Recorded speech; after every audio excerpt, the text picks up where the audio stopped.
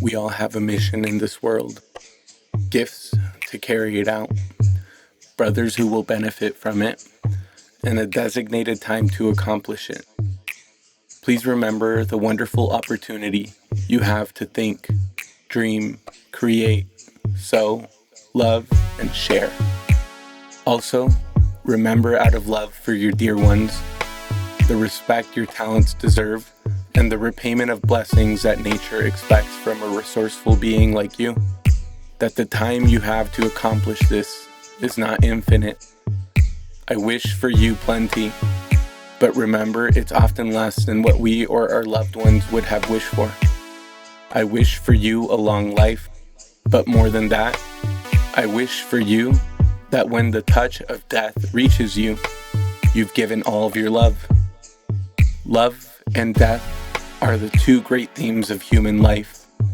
The reality is that we are going to die, and the question is whether we will manage to give our love before that happens.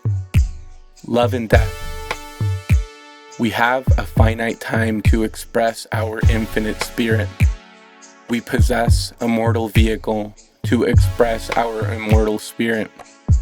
We can bring timeless creations to this earthly plane. Actions that connect us with the brightest within ourselves and humanity. Actions that help us turn our eyes upward and inspire us to climb the highest peaks.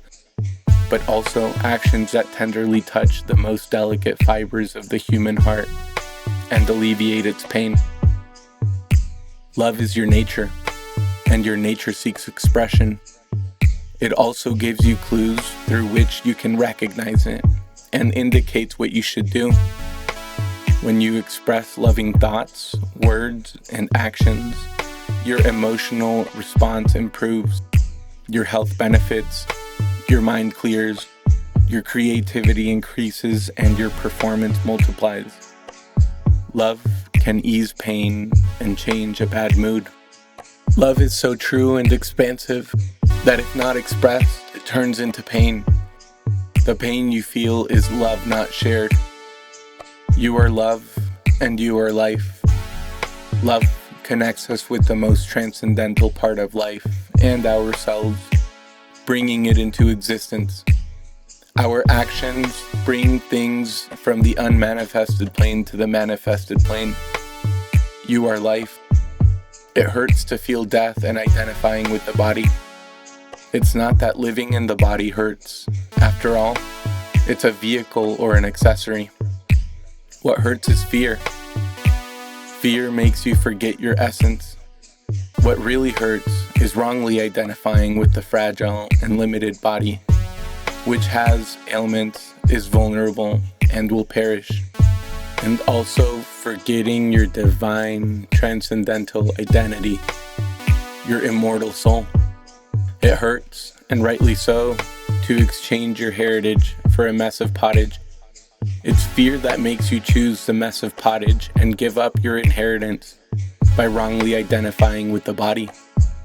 Why would you want to base your identity on the most vulnerable and demanding and least giving part when you could preserve your birthright, your inheritance, your power, and get not only the mess of pottage but also better food, not just for your soul, but also for your body? You came to give your love. The reminder of this is that if you do, you feel good, and if you don't, you feel bad.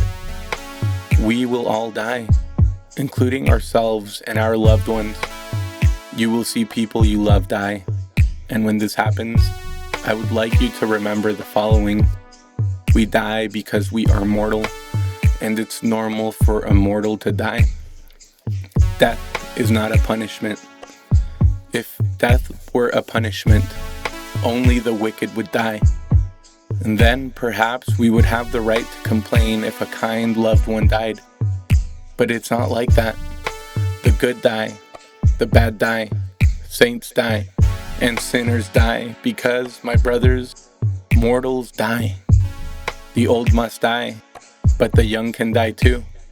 We die because we are mortal. It is not a punishment, not vengeance, not an injustice. It's just a reality that will happen, even if you and everyone around you do everything perfectly all the time. It's not an injustice against you, but it's not your fault either. It's just something that is. Now, we can share our love, and this is what makes the time we spend with our loved ones so precious. Various philosophical and spiritual teachings around the world posit that what they are really doing is preparing us for the moment of death. First, so that we don't fear this natural fate that awaits us all. Second, so that we live meaningfully, in a way that we don't regret or feel ashamed of when that moment comes. Third, so that we enjoy the greatest peace and well-being possible in life and share it with others. Fourth, to use the memory of death as a formidable ally, not a terrible enemy. Lastly, to make the soul purer and more like the eternal beauty that awaits it. This can be found in Pythagoras, Socrates, and Plato, as well as in theistic and non-theistic religions. Remembering that we are going to die is an alarm clock and a spur. And since starting and continuing are the only two requirements to reach a destination, remembering that we are going to die is one of the most important practices we can undertake. Memento mori is the Latin expression used by the Stoics, perhaps the philosophical stream that most famously made this recommendation, which, however, is also present in Buddhism and various shamanic traditions. We want to reach our destination by giving our heart to our people and our world so that flowers and fruits may grow from them, from the seeds that heaven deposited within us. Perhaps that is our destiny. Death can be that trainer and companion who whispers, "Start now. You don't have all of the time in the world." And keep going. You still have time.